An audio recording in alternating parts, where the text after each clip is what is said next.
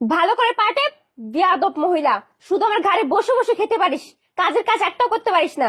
বৌমা, তুমি এসব কি করছো? আমার ছেলে বেঁচে থাকতে আমি এসব আর সহ্য করতে পারছি না। এই বুড়ি এই, তোর তো সাহস কম না?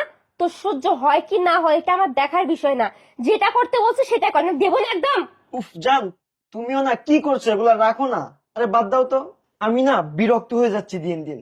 যখন একটু তোমার বাসায় আসি, তোমার সাথে একটু রোমান্স করব, তখন এই বুড়িটা সামনে এসে হাজির হয়। এগুলো কি ভালো লাগে বলো তুমি? আচ্ছা, এই বুড়িটাকে এখান থেকে বিদায় করো তো। আমার না ভালো লাগছে না একদম। হ্যাঁ তুমি ঠিকই। এই চুপ, আমার হাজবেন্ড কল করেছে, একদম কথা বলবে না। এই বুড়ি এই, একদম কথা বলবি না, তোর ছেলে ফোন দিয়েছে, যদি জানতে পারেন একদম শেষ করে ফেলবো। হ্যালো। হ্যালো জান, কেমন আছো? হ্যাঁ, ভালো আছি। কি করছো তুমি? এই তো আমি বসে আছি। ও, মা কোথায়? তোমার মা? তোমার মা তো অনেক ভালো আছে, তোমার মায়ের পাশেই তো বসে আছি। আমার মায়ের জন্য ভীষণ টেনশন হচ্ছে, মায়ের দিকে খেয়াল রেখো। আরে তুমি কোনো চিন্তা করো না, তোমার মায়ের আমি অনেক খেয়াল রাখি। ঠিক আছে, সাবধানে থেকো। আচ্ছা ঠিক আছে, তুমিও সাবধানে থেকো। ঠিক আছে, ওকে, বাই। ওকে। এই বুড়ি শোন, তোর ছেলে যদি কোনোভাবে জানতে পারে যে ধুমোটা খেতে দিচ্ছি না, সেটাও দেবো না, একদম দুনিয়া থেকে সরিয়ে দিব, মনে থাকবে তোর। আচ্ছা শোনো না, বলছি যে ওনার সাথে এমন ব্যবহার কেন করছো? উনি তো মায়ের মতো, তাই না? আর তাছাড়া উনি অনেক বয়স্ক একটা মানুষ, উনাকে দিয়ে পা মাসাজ করাচ্ছ, এটা কি ঠিক বলো? কি ব্যাপার জান, হঠাৎ এত চেঞ্জ? এত ভালো ভালো কথা বলছো তুমি, তোমার কি মাথা ঠিক আছে? আচ্ছা জান, বাদ দাও না, বয়স্ক মানুষ। আর তুমি একবার ডিপলি চিন্তা করে দেখো তো, কোথায় ওনার এই বয়সে এখন রেস্ট নেওয়ার কথা, বিশ্রাম করার কথা, আর এই বয়সে তুমি ওনাকে দিয়ে পা মাসাজ করাচ্ছ, এটা কি খারাপ দেখায় না বলো? বসে আছেন কেন? যান যান, বিশ্রাম করেন, যান না, যান।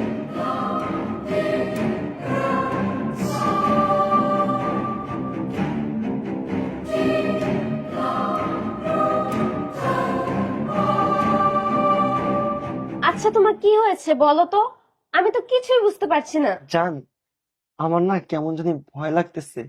আমার মনে হয় যে তোমার স্বামী বাসায় চলে আসছে। কি বলছো এসব? তুমি জানো না আমার হাজবেন্ড 1 মাসের জন্য বাইরে গেছে, আর ও যে বাসায় আসবে আমাকে বলে আসবে না? একটু আগে তো আমাকে ফোন দিল। তোমার কি মাথা ঠিক আছে? আর তাছাড়া আমার হাজবেন্ড আমাকে যথেষ্ট পরিমাণ বিশ্বাস এবং ভালোবাসে, তার জন্য তো তোমাকে এত কাছে পায়, তাই না? তুমি কি বোঝো না, ঢং করো। তারপরেও না, আমি আমার চোখকে অবিশ্বাস করতে পারছি না। আমার যেন মনে হচ্ছে যে কনফার্ম আমি তোমার স্বামীকেই দেখেছি ওখানে।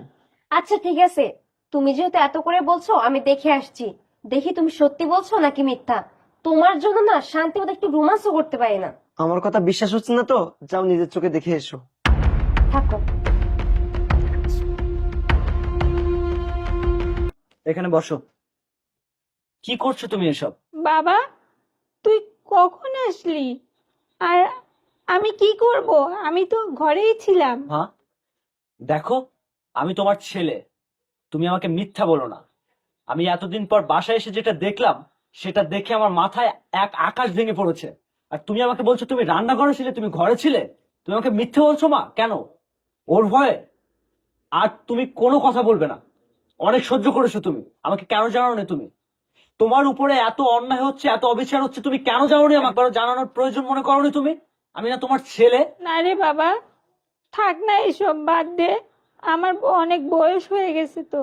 তোর বউ যে আমাকে দুমুঠো খেতে দিচ্ছে, এটাই তো অনেক। আমি আর কয়দিন বাঁচবো বাবা? মা, তুমি এসব কি বলছো? এটা তোমার বাড়ি মা। আর ও তোমাকে দুমুঠো খেতে দিবে মানে? আমি ইনকাম করি, তুমি আমার খাও, আর তুমি কি ওর করুণা এই বাড়িতে বেঁচে থাকবে?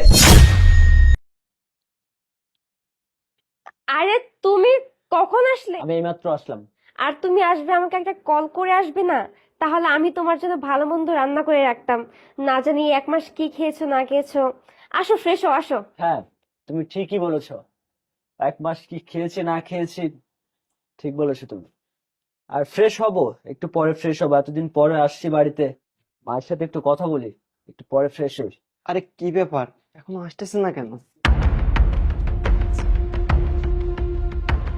আরে তোমার মায়ের সাথে তো পরে কথা বলা যাবে, আর তাছাড়া তুমি এতদূর জার্নি করে আসছো, আগে ফ্রেশ হয়ে খেয়ে নাও না। আরে কি ব্যাপার, তুমি এতক্ষণ ধরে? আচ্ছা, কে এই ছেলেটা আমার বাসায়? আমি তো এই ছেলেটাকে আগে কখনো দেখিনি। কি হয় তোমার? এই ছেলেটা, এ মানে ও মনে পড়ছে, আমার চাচাতো ভাই আজকে বিদেশ থেকে আসলো। আজকে তুমি আসলে, তোমাদের সাথে কত মিল।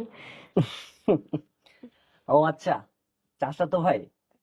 কিন্তু তোমার এই চাচাতো ভাইকে তো আগে কখনো দেখিনি আমি।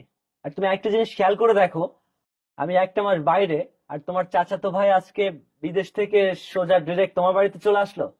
আমি বাড়িতে নেই, মানে আমি না কিছু বুঝতে পারছি না। তোমার কথা একটু বুঝিয়ে বলবে আমাকে? দাও না এসব, তুমি অনেক কষ্ট করে আসছো। আগে ফ্রেশ হবে, আমি তোমাকে খাবার দিচ্ছি, আসো। তুমি আমাকে মারলে, ওকেও মারলে তুমি? ইয়াস, আমি তোকেও মারলাম, ওকেও মারলাম। ওরে বাবা রে, পরাণ পাখির জন্য কি পরাণ ফেটে যাচ্ছে একদম। এটা চাচাতো ভাই ছিল? তোর বিয়ের সময় তো তোর চাচাতো ভাইকে আমি দেখিনি, এখন চাচাতো ভাই হয়ে গেছে, আজকে বিদেশ থেকে তোর বাসায় চলে আসছে ডিরেক্ট। তুই আমাকে কি ভেবেছিস আমি কিছুই দেখিনি? আমি দরজার আড়াল থেকে সবকিছু দেখেছি। তোর এত বড় সাহস যে তুই আমার মাকে দিয়ে তোর পা টেপাচ্ছিস! তোর এত বড় সাহস হলো কি করে? দেখো, তুমি যেহেতু সবকিছু জেনেই গেছো, তোমার কাছ থেকে আমি আর লুকাবো না। ও হচ্ছে মমিন, আর ওকে আমি ভালোবাসি, ওকেই বিয়ে করব। তুই কি বললি? তোর কত বড় সাহস! তুই তোর হাজবেন্ডের সামনে দাঁড়িয়ে তুই ওকে বিয়ে করার কথা বলছিস? তাহলে আমি কে? সূর্য ছাড়ো, আমার লাগছে। আমি তো তোমাকে বলছি আমি ওকে বিয়ে করব। ওকে ফাইন, তোকে আমি ছেড়ে দিলাম। আর কি বলছিস, ওকে তুই বিয়ে করবি? ওর বিষয়ে একটু বলি। আগে 2টা বিয়ে করেছে, তুই বাদে আরো 5টা গার্লফ্রেন্ড আছে। সে হচ্ছে তোর বয়ফ্রেন্ড, তুই তাকে বিয়ে করবি। আর আমার সামনে দাঁড়িয়ে তুই আমাকে হুমকি দিচ্ছিস। ভুল তো করেছি আমি। তোর মতো একটা মেয়েকে বিশ্বাস করে, তোর মতো মেয়েকে ভালোবেসে সব থেকে বড় ভুল করেছি আমি। বিয়ে করে দেখ কতটা সুখী হতে পারিস। তুই এর সাথে আজকের বিয়ে করবি। আমার চোখের সামনে থেকে চলে যা। আমি তোর সাথে আর কোনো কথা বলতে চাচ্ছি না। Out, out. একে নিয়ে বের হয়ে যা, আউট। বের হয়ে যা আমার বাড়ি থেকে। মা, তুমি কোনো চিন্তা করো না, আমি আছি তো মা।